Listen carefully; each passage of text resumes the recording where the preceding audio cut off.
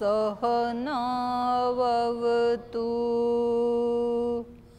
सहनौ भुनक्तु सह वीर्यं करवावहै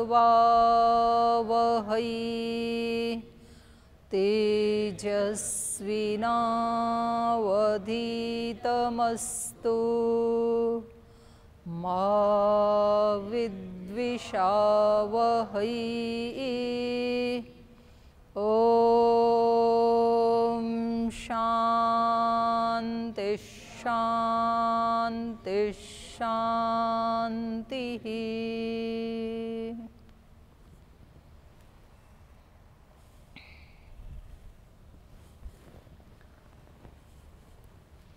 तो पीछे से पूछना है कुछ। ओम प्रणाम दीदी जी। दीदी जी, यहाँ प्रथम मंत्र में आया है तिरस्चिन्वा, फिर आगे ऊपर में मात्रा है और नीचे में हलन जैसे ही, इसको कैसे पढ़ते हैं? ये तिरस्चिन्वा लिखा है, इसके ऊपर में चंद्र बिंदु है और नीचे हलंत, इसको कैसे पढ़ते हैं? अनुस्वार, नीचे हलंत है उसका, नासिका और मुख दोनों से। तिरस्चिन्वम ऐसे अनुस्वार के 4 दिए हैं ना वहाँ पे, एक बिंदी है, एक ये है वर्णोच्चारण शिक्षा में, एक गय है, मुख और नासिका से पढ़ा जाएगा। ये जो सूर्य की किरण मधुमक्खी के बच्चे की तरह है, तो जैसे मधुमक्खी के बच्चे, सूर्य की किरण मधुमक्खी के छत्ते की तरह नहीं है, बच्चे, हाँ बच्चे की तरह। तो जैसे मधुमक्खी के बच्चे फूल से रस ले जाते हैं, वैसे ही किरण इस पृथ्वी जगत से रस ले जाते हैं। तो इससे और तुलना मिलाएंगे तो इसमें जो पृथ्वी से नहीं लेके जाती हैं, वहाँ तो रस किसका भरा जा रहा है? ऋग्वेद का भरा जा रहा है, ऋचाओं का।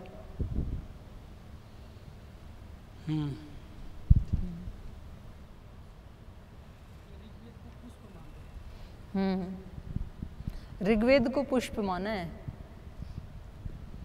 और ऋचाओं में वो रस भरा हुआ है। जैसे पुष्प में रस भरा होता है उसकी पंखुड़ियों में, ऐसे ऋग्वेद की ऋचाओं में वो रस भरा हुआ है। वो बता रही हैं अपने आप ही, अगले मंत्र में बता रहे हैं।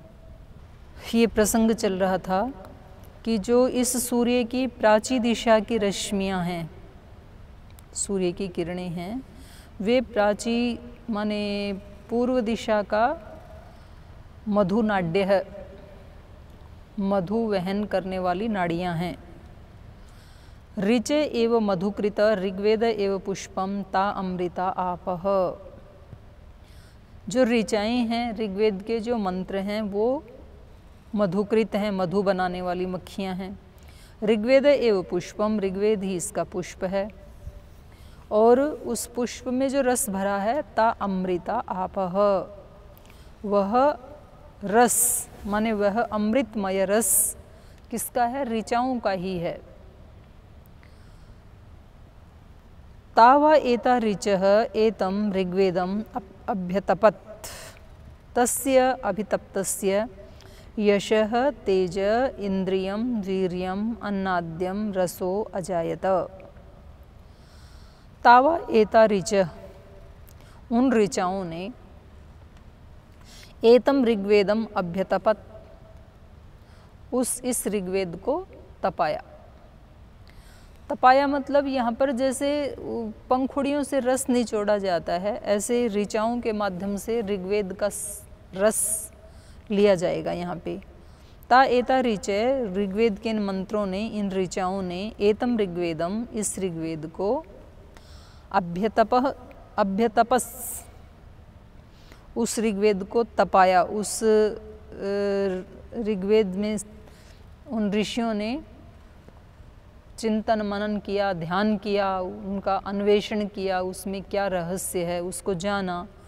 तो कह रहे हैं तस्य अभितप्तस्य, उस ऋग्वेद के तपने से, अर्थात उसका चिंतन मनन निधिध्यासन आदि होने से, जितना गहनता से उस ऋग्वेद का विचार किया गया उससे क्या निकला, रस क्या निकला, यशः तेज इंद्रियम इंद्रियम वीर्यम अन्नाद्यम रसो अजायत।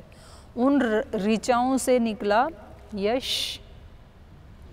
जो ऋग्वेद का अध्ययन करेगा, चिंतन मनन करेगा, ऋग्वेद की ऋचा का ऋषि बनेगा तो उसका सुयश तो फैलेगा ही, तो उसको उससे यश निकला। तेज, तेज निकला, तेज मतलब ब्रह्म तेज।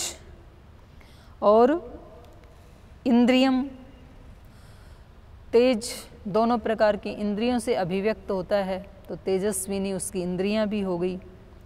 वीर्यम, पराक्रम बढ़ जाता है उस व्यक्ति का, शारीरिक मानसिक आत्मिक सभी प्रकार का बल बढ़ जाता है योगी का। और अन्नाद्यम, और उसको बाहर की किन्हीं वस्तुओं का अभाव रहता है ऐसा भी नहीं है। अन्नाद्य मतलब भोग सामग्री, जो बाहर की भोग सामग्री है, जिसका संसार में यश होता है, जो तेजस्वी होता है, जिसकी इंद्रियां समर्थ हैं और पवित्र हैं और जिसके पास पराक्रम है, उत्साह है, साहस है, उस व्यक्ति के पास भोग सामग्री का भी अभाव कभी नहीं होता है। तो इसलिए कहा अन्नाद्यम। तो इस रूप में ये रस अजायत उत्पन्न हुआ। ऋग्वेद की ऋचाओं को जब तपाया तो ऋग्वेद के ऋषि को क्या मिला, यश तेज इंद्रियम वीर्यम अन्नाद्यम, ये रस मिला। तद व्यक्षरत तद आदित्यम अभित आश्रयत तद्व एतत् यद एतत् आदित्यस्य रोहितम रूपम। तो अब रस तो निकाल लिया ऋग्वेद से, तो कह रहे हैं उस रस को कहाँ रखें अब इस आदित्य में, तो कह रहे हैं तद व्यक्षरत, वो जो रस है वो फैल गया। क्षर मतलब नष्ट होने वाला, अक्षर मतलब अविनाशी। तो वो जो रस निकाला तो वो रस फैल गया, नष्ट हो गया। व्यक्षरत, चारों तरफ फैल गया। तद आदित्यम अभित आश्रयत, छत्ते में से रस निकाला, ऋग्वेद रूपी पुष्प में से लिया और ऋग्वेद की ऋचाओं में जो रस है वो वहाँ पर आदित्य की जो प्राची दिशा की नाड़ियाँ हैं उनमें भरा हुआ था और वहाँ से उसको तपाया तो रस बिखर गया, चू पड़ा वहाँ से। बिखर के वो कहाँ गया, तो कह रहे हैं वो आदित्य के चारों तरफ बिखर गया, वहीं पर ही द्युलोक में ही आदित्य के चारों तरफ उसने आश्रय लिया। तद व्यक्षरत आदित्यम अभित आश्रयत, अभित माने चारों ओर, आदित्य के चारों ओर उसने आश्रय लिया। यद एतत् आदित्यस्य रोहितम रूपम, और क्योंकि वो रस चारों तरफ फैल गया, बिखर गया, इसलिए आदित्य के चारों तरफ जो लाल लाल रूप होता है, सुबह सुबह उदय होता है तो पूरा ही एक आकाश में लाल मंडल दिखाई देता है ना, तो ये वो ही रस है ऋचाओं का ही, ऐसे कह रहे हैं। ऋषि की कल्पना है अपनी। जब वो सुबह प्रातः उदय होते हुए सूर्य को देख रहा है, उसके चारों तरफ उस आभा मंडल को देख रहा है, लाल लाल लालिमा को देख रहा है, तो उसको लग रहा है कि ये जो सूर्य की किरणें हैं इन्होंने ऋग्वेद रूपी पुष्प से और ऋचा रूपी मक्खियों ने उस शहद को, उस मधु को निकाला और इस आदित्य रूपी छत्ते में उसको भर दिया। तो ये छत्ते को जब तपाया तो वो रस फैल गया और वो रस सूर्य के चारों तरफ आश्रय लेकर के ये जो लाल लाल आभा मंडल दिखाई दे रहा है, ये वो शहद ही है, वो रस ही है, ऋग्वेद का रस है ये। और किस रूप में रस निकला था?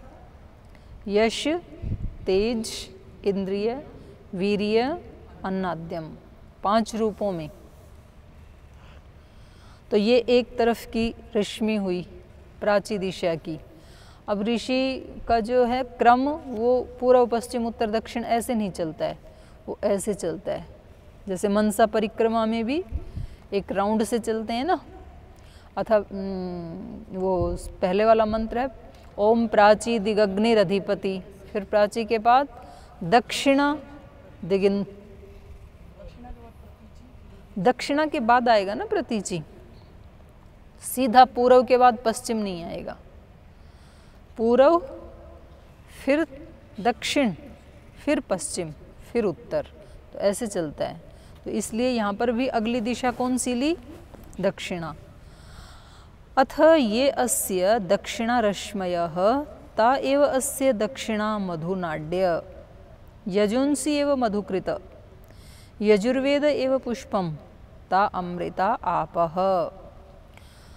पूर्व के बाद फिर थोड़ा आगे बढ़ा ऋषि तो कहा कि ये जो सूर्य की दक्षिण दिशा की रश्मियाँ हैं, किरणें हैं, ता एव अस्य दक्षिणा मधुनाड्य, तो ये दक्षिण दिशा की रश्मियाँ क्या हैं?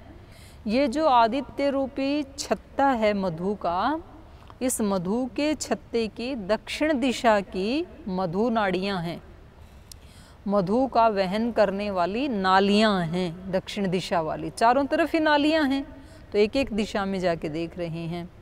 और ये जो दक्षिण दिशा में जो मधु इकट्ठा हुआ, ये कहाँ से आया? यजुंसी एवं मधुकृत, जो यजुर्वेद के मंत्र हैं वो ही इसकी मक्खियाँ हैं, क्योंकि शहद तो मक्खियाँ बनाती हैं और मक्खियाँ चारों तरफ होती हैं, तो यहाँ चारों तरफ की मक्खियाँ भी इसने अलग अलग कल्पना की है। प्राची में थी ऋग्वेद की ऋचा रूपी मक्खियाँ, दक्षिण में हैं यजुर्वेद के मंत्र रूपी मक्खियाँ। यजुर्वेद के मंत्रों को ऋचा नहीं कहते हैं क्योंकि वो पद्यात्मक नहीं होते, गद्यात्मक होते हैं, गाए नहीं जाते हैं। यजुर्वेद के मंत्र गद्य में होते हैं। तो कहा यजुंसी एवं मधुकृत, यजुर्वेद के जो मंत्र हैं वो ही यहाँ पर मधु बनाने वाली मक्खियाँ हैं। यजुर्वेद एवं पुष्पम, और वो मक्खियाँ कहाँ से लाती हैं वो हनी, वो शहद? यजुर्वेद से, यजुर्वेद उसका पुष्प है। ता अमृता आपः, और ये जो दक्षिण दिशा में नाड़ियों में जो रस भरा हुआ है वो रस, अमृतमय रस, यजुर्वेद के मंत्रों का ही है। यजुर्वेद के मंत्रों में भी रस भरा हुआ है, जैसे फूल में रस भरा हुआ है ऐसे ही यजुर्वेद तो फूल है यहाँ पे, तो उस पुष्प की जो वो मंत्र हैं उनमें ये रस भरा हुआ है। तानि व एतानि यजुंसि एतं यजुर्वेदम अभ्यतपत् तस्य अभितप्तस्य यश तेज इंद्रियम वीर्यम अन्नाद्यम रसो अजायत। तानि व एतानि यजुंसि, तो उन इन यजुर्वेद की मंत्रों ने, उन इन यजुर्वेद के मंत्रों ने एतम यजुर्वेदम अभ्यतपत्, इस यजुर्वेद रूपी पुष्प को तपाया, माने उसको निचोड़ा, वहाँ से सार सार लिया। यजुर्वेद के मंत्र रूपी मक्खियों ने यजुर्वेद रूपी पुष्प से सार लिया, तपाया मतलब वहाँ से सार लिया उन्होंने। तस्य अभितप्तस्य, और जब यजुर्वेद को तपाया गया तो उस तपे हुए यजुर्वेद से, यजुर्वेद कैसे तपता है? अग्नि पे चढ़ाएंगे क्या यजुर्वेद को? फिर कैसे तपाया? उसका चिंतन मनन किया ऋषियों ने, उस विषय का साक्षात्कार किया समाधि लगा करके, वही तपाना है। किसी चीज़ के रहस्य को जानना है तो उसके अंदर तक घुसना पड़ता है ना। फिर जिनको शरीर के रहस्य को जानना है तो वो क्या करते हैं? फिर 5 वर्ष तक डॉक्टरी करते हैं, उसके ऊपर डॉक्टरेट करते हैं, पढ़ाई करते हैं, तब वो उसके अंदर के रहस्य को जान पाते हैं। और तो भी स्थूल को जान पाते हैं, सूक्ष्म को फिर भी नहीं जान पाते हैं। जैसे ब्लड में कम से कम 400-500 तत्व होते हैं ऐसे बताते हैं, लेकिन जो डॉक्टर जान पाए हैं वो 10-12 को जान पाए हैं, उससे ज़्यादा उनको नहीं पता। ऐसे सेल के बारे में एक ही सेल का कितना विस्तार है, तो बोले हम तो 3% भी नहीं जानते हैं, ऐसे बोलते हैं डॉक्टर।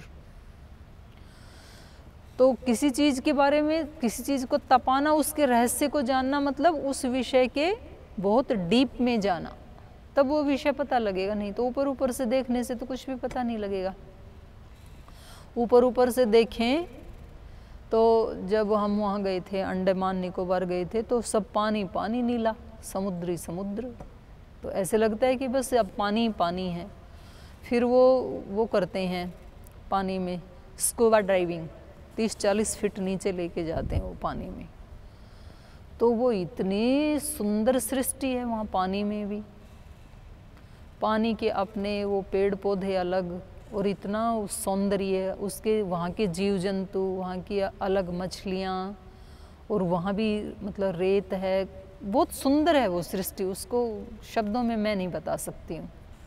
और वो तो केवल मात्र 40 फीट नीचे का ही है, और वो कितना गहरा है वो, क्योंकि वो उससे आगे बहुत गहरे में तो लेके नहीं जाते हैं, क्योंकि वो ऑक्सीजन डालते हैं ना कंधे पे, तो कहीं ख़त्म ना हो जाए, ऐसे भी उनको होता है। या किसी व्यक्ति को कभी कभी नाक से तो श्वास ले नहीं सकते, मुंह से ही लेना होता है, नाक कर देते हैं बंद, स्टेपलर लगा देते हैं इधर, तो मुंह से ही श्वास को लेना नहीं है, केवल छोड़ना है। जैसे मछली छोड़ती रहती है ना, ऐसे फूंक मारते रहो, बस वो चला अपने आप ही जाएगा। अगर मुंह से श्वास लेने की कोशिश की तो पूरा पानी भर जाएगा फिर, और व्यक्ति मर जाएगा फिर, अंदर पानी चला गया तो थोड़ा सा रिस्की होता है। 5-10 मिनट पहले ट्रेनिंग देते हैं, 5 मिनट पहले।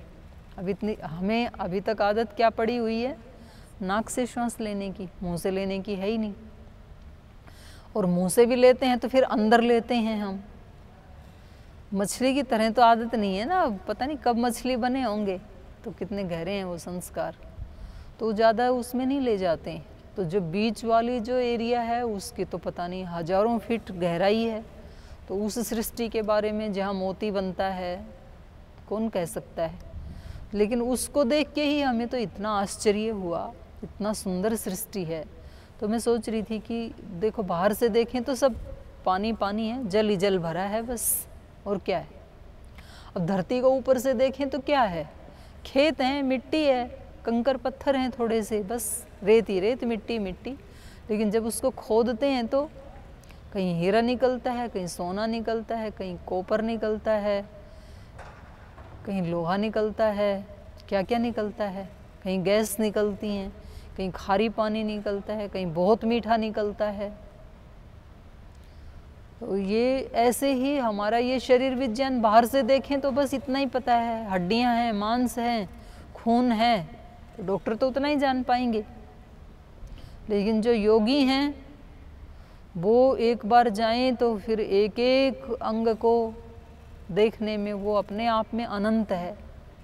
जैसे एक एक सेल अनंत है, तो पहले तो पूरे शरीर के एक ही वैद्य जी होते थे, कोई भी बीमारी हो एक वैद्य के पास जाते थे। फिर वो जैसे जैसे इस पे रिसर्च बढ़ते गए तो एक एक अंग के अलग अलग डॉक्टर हो गए। फिर आँख का अलग है, नाक का अलग है, कान का अलग है, गले का अलग है, हार्ट का अलग है, लीवर का अलग है। और फिर थोड़े दिन में और रिसर्च बढ़ेगी तो बाईं आँख का अलग होगा, दाहिनी का अलग होगा। फिर हो सकता है वो एक आँख अपने आप में अनंत है, तो फिर बाएं नासांद्र का अलग होगा, दाहिने का अलग डॉक्टर होगा कि हम केवल बाएं बाएं नासांद्र के ऊपर रिसर्च करते हैं, ऐसे हो सकता है। तो ऐसे ही ऋषियों ने वहाँ से उसकी गहनता को जाना, क्योंकि ऊपर ऊपर से पढ़ें तो वेद में क्या है, वेद पढ़ें उस संस्कृत व्याकरण जानने वाले, निघंटु निरुक्त जिन्होंने पढ़ लिया वो अगर इसका अर्थ करें तो एक अधिभौतिक कर दिया, एक अधिदैविक कर दिया, एक आध्यात्मिक कर दिया, बोले हमने तीनों अर्थ कर दिए, वेद का भेद आ गया समझ में। तो फिर इस व्यक्ति में और ऋषि में क्या अंतर रह गया? ना, इस व्यक्ति ने केवल शब्द को जाना है, अर्थ को नहीं जाना। अर्थ तो ऋषि हुए बगैर नहीं जाना जा सकता, तो ये ही उसको तपाना है। तो अगर व्यक्ति मनन करने लगे तो ऋषियों ने पूरा ही तो जीवन एक ही मंत्र के ऊपर लगा दिया, तब वो उस मंत्र के ऋषि बन पाए, तब उस मंत्र के गहराई में जाके वो कुछ जान पाए एक मंत्र के बारे में। और एक मंत्र क्या, एक शब्द के ऊपर भी पूरा जीवन लग सकता है। एक शब्द की भी इतनी गहराई है। एक शब्द ही तो है ओम, आधी सेकंड में, 1 सेकंड में बोल दिया ओम, बस। और यदि इस पे रिसर्च किए तो एक जन्म क्या अनेक जन्म भी बीत जाएं तो भी उसका अंत पार तो नहीं आने का है। उसी में तो ये सब कुछ होता है, प्रोत है उस ओंकार में। तो हमें बाहर से देखने में लगता है कि भाई ऐसा क्या है, हमने तो बोल दिया ओम, लिख भी दिया बोर्ड पे ओम, उसका अर्थ भी बता दिया, अवरक्षणे धातु से बना है, धातु प्रत्यय सब बता दिया, तो हमने जान लिया ओम का भेद। नहीं, ऐसे नहीं जाना। तो इसलिए ये बार बार ये कह रहे हैं। हम ऊपर से देखें तो भाई ऋग्वेद को तपाया तो उससे ये निकल गया रस, ऐसे यजुर्वेद को तपाया तो उससे ये रस निकल गया। तो वो कैसे तपाया, उसका अर्थ क्या है, उसको ये बताना चाह रहे हैं। तानि व एतानि यजुंसि एतम यजुर्वेदम अभ्यतपत तस्य अभितप्तस्य यशः तेजः इंद्रियम वीर्यम अन्नाद्यम रसो अजायत। इन यजुर्वेद के मंत्रों ने यजुर्वेद को तपाया, यजुर्वेद के रहस्य को जाना। तस्य अभितप्तस्य, उस यजुर्वेद के तपने से, उस यजुर्वेद के मंत्रों पर गहन विचार, चिंतन, मनन, निधिध्यासन, समाधि लगाने से, उस समाधि लगाने वाले व्यक्ति को क्या मिला, क्या रस निकला वहाँ से, वो ही निकला यश, तेज, इंद्रियम, वीर्यम, अन्नाद्यम रसो अजायत। ये रस है वेद का। ये चीज़ें मिलेंगी जो भी वेद के चिंतन, मनन, ध्यान, निधिध्यासन में लगेगा तो उसका यश बढ़ेगा, उसका तेज बढ़ेगा, इंद्रियों का सामर्थ्य बढ़ेगा, पराक्रम, साहस बढ़ेगा और सब प्रकार के भोगों का, भोग सामग्री का भी वर्धन होगा। तो कह रहे हैं वो निकाल तो लिया दक्षिण दिशा की किरणों ने यजुर्वेद से, तो फिर वहाँ कहाँ रखा, तद व्यक्षरत, वो बिखर गया वहाँ पे। तद आदित्यम अभित आश्रयत, और वो भी आदित्य के चारों तरफ फैल गया, उसने आश्रय ले लिया। तद्व एतत् एतत् आदित्यम शुक्लम रूपम, तो जो आदित्य का ये शुक्ल आभा है, लालिमा के बाद फिर शुक्लाभा शुरू होती है ना, तो ये क्या है, ये यजुर्वेद का रस है। जो लाल लाल भाग था वो ऋग्वेद का रस है। फिर जो ये श्वेत आभा है आदित्य के चारों तरफ, ये यजुर्वेद का ये यजुर्वेद का रस है। अब दक्षिण के बाद, दक्षिण दिशा के बाद चले प्रतीचि, पश्चिम दिशा में। अथ ये अस्य प्रत्यंचो रश्मय ता एव अस्य प्रतीच्यो मधुनाड्यः सामान्येव मधुकृत सामवेद एव पुष्पम ता अमृता आपः। अथ, इसके बाद, ये अस्य प्रत्यंचो रश्मय, जो इस आदित्य की पश्चिम दिशा की रश्मियाँ हैं, ता एव अस्य प्रतीच्यो मधुनाड्यः, वो रश्मियाँ ही इस आदित्य के पश्चिम दिशा में मधु का निर्वहन करने वाली नालियाँ हैं। सामानी एवं मधुकृत, और ये पश्चिम दिशा में जो मधु भरा हुआ है ये किसने बनाया, साम की ऋचाओं ने। सामानी एवं मधुकृत, सामवेद के मंत्र ही यहाँ पर इस मधु को बनाने वाले हैं। ये रस सामवेद का है। और वो रस कहाँ से निकाला, सामवेद एवं पुष्पम, सामवेद रूपी पुष्प से निकाला गया। ता अमृता आप, तो जो प्रतीचि दिशा में अमृतमय रस भरा है आदित्य में, वो सामवेद के मंत्रों का है। अब इन सामवेद की जो ऋचाएं हैं इन्होंने उसको तपाया। तानि वा एतानि सामानि एतं सामवेदम् अभ्यतपत् तस्य अभितप्तस्य यशः तेजः इंद्रियं वीर्यम् अन्नाद्यं रसो अजायत। तानि वा एतानि सामानि, इन सामवेद की ऋचाओं ने, मंत्रों ने सामवेदम अभ्यतपत, सामवेद को तपाया। तस्य अभितप्तस्य माने उन पे वो ही गहन चिंतन मनन किया, ध्यान लगाया, उसके रहस्य को जाना कि भाई ये ही सारी ऋचाएं तो ऋग्वेद में भी थी, वहाँ से लेकर के उसके ऊपर विशेष गान बने, तो क्या अंतर आ गया उसमें, तो उसके ऊपर उन्होंने खोज की। क्योंकि अलग अलग क्रिया का और अलग अलग ढंग से प्रयोग किया जाए तो उसका परिणाम अलग होता है। एक ही क्रिया को अलग अलग भाव से, अलग अलग तरीके से जब किया जाता है तो उसका प्रभाव भी अलग अलग होता है ना। जैसे मान लीजिए आप बीज बो रहे हैं, आपके हाथ में मुट्ठी भर बीज हैं और वो आपको ज़मीन में डालने हैं, तो आपने ज़मीन को खोदा, फिर उससे खरपतवार को हटाया, उसको उर्वरा बनाया, फिर थोड़ी खाद मिलाई उसमें और उससे पत्थर आदि सब उसको हटाया, अनावश्यक चीज़ों को, और फिर उसमें जिस बीज की जैसी सामर्थ्य है उतनी गहराई के ऊपर बोया। बहुत गहरा भी नहीं बोया, बहुत छिछला भी नहीं बोया, क्योंकि हर बीज की अलग गहराई पे डालने का विधान है। बाजरा ऊपर डाला जाएगा, गेहूँ थोड़ा नीचे डाला जाएगा, चना उससे भी नीचे डाला जाएगा, तो सबका अलग अलग है ना।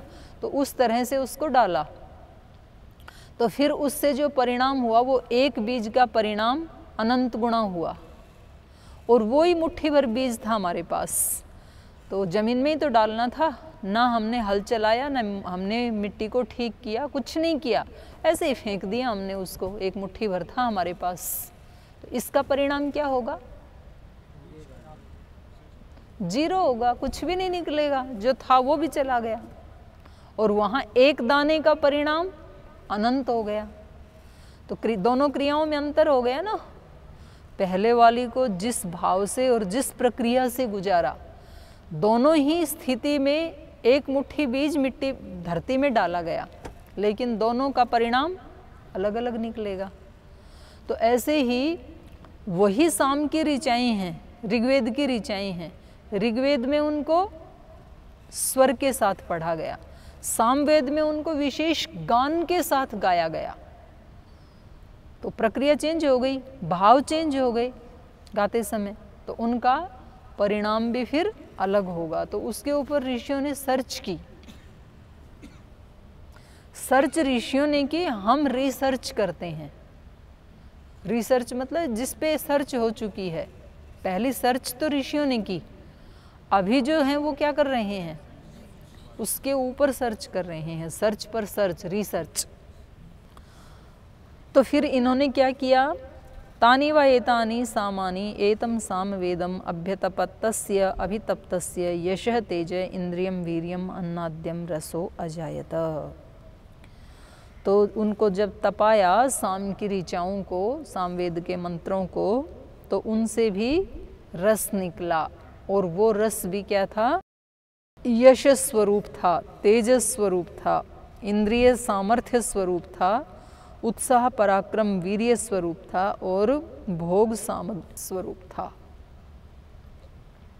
तो जो वास्तव में वेद के रहस्य को जानता है, वेदानुकूल जीवन जीता है, तो उसके जीवन में ये 5 चीज़ें पर्याप्त मात्रा में आती हैं। उसका सुयश होगा, उसका तेज बढ़ेगा, सभी प्रकार का तेज, उसकी इंद्रियों का सामर्थ्य बढ़ जाएगा। सामान्य व्यक्ति जैसा सामर्थ्य नहीं होगा। सामान्य व्यक्ति जितना कार्य कर सकता है, ऐसा ऋषि उससे हजारों गुना ज़्यादा कर सकता है। एक व्यक्ति पूरी सामर्थ्य लगा करके 100 जन्मों में जो कार्य कर सकता है, ऐसा योगी 100 दिन में वैसा कार्य कर लेता है।